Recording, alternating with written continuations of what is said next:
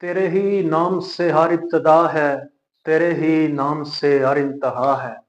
तेरी हम्दो सना अल्हम्दुलिल्लाह कि तू मेरे मोहम्मद का खुदा है।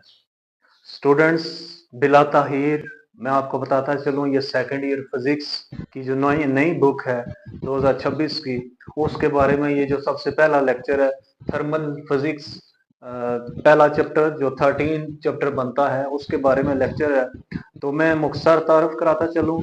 मेरा नाम हमजा रिफत, अरसा 10 साल से, आज जुलाई 2026, 10 साल हो गए मुझे ये टीचिंग करते हुए।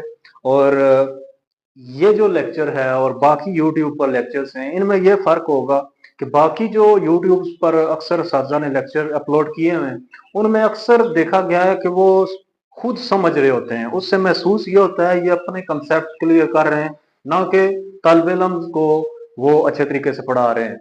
बहुत से लोग अच्छे तरीके से भी पढ़ा रहे हैं, उनको भी अप्रिशिएट है, लेकिन मैं ये नहीं कह रहा ये मेरा लेक्चर कोई बहुत हाई फाई टेक्नोलॉजी यूज होगी या सिर्फ वाइट बोर्ड ही यूज होगा या सिर्फ रजिस्टर ही यूज होगा। जहां जहां जो टॉपिक जिस नैयत का होगा उस नैयत की चीज यूज करेंगे।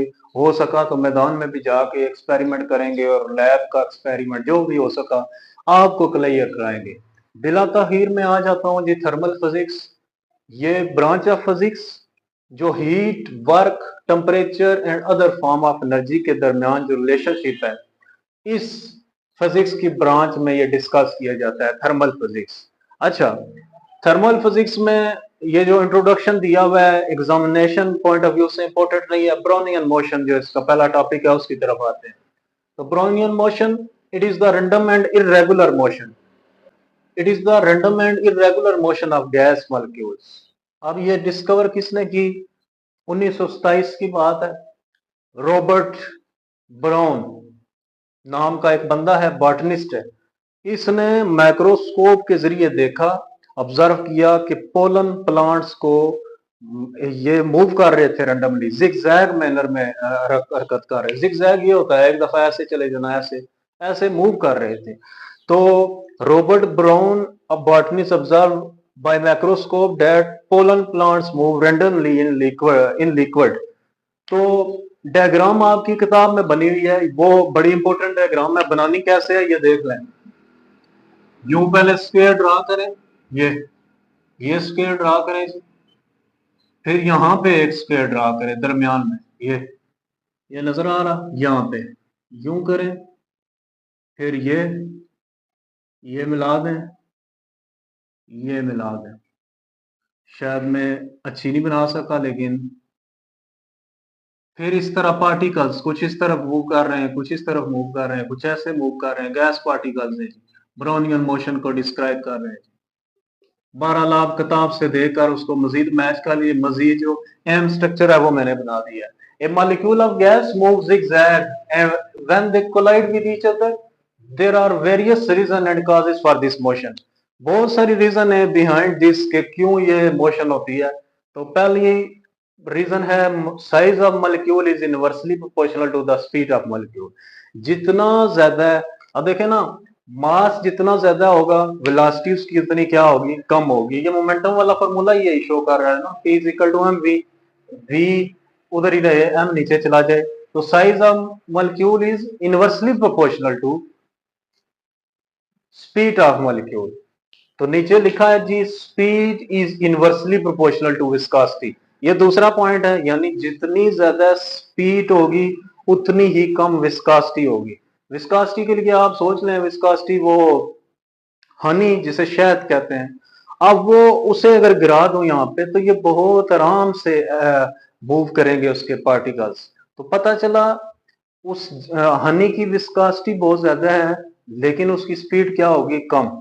लेकिन वाटर की विस्कोसिटी बहुत कम है, वो ऐसे गिराएंगे फौरन उसके जो ज़रात हैं वो मूव करना शुरू हो जाएंगे।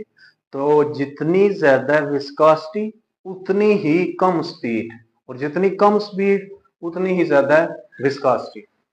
अच्छा, ये याद रखना है आपने रिलेशन एमसीक्यूज के लिए। और दूसरा पॉइंट भी है कि speed is inversely proportional to viscosity, ये दूसरा पॉइंट है, इसको लाइन की शक्ल में आपने लिख लेना है। फिर viscosity describes the magnitude of internal resistance. यानी एक दूसरे की जब मूव करती हैं, फॉर एग्जांपल शहद की लेयर मूव कर रही है, तो जो जो रेजिस्टेंस फेस करती हैं, internal describes the magnitude of internal resistance, तो इसको क्या कहते हैं, विस्कोसिटी कहते हैं।